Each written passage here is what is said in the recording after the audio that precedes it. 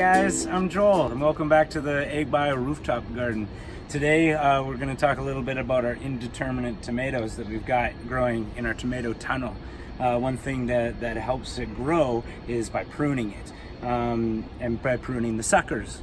And what we mean by the suckers is, if you come take a look at the plant, you'll see our nice long stem coming up right here.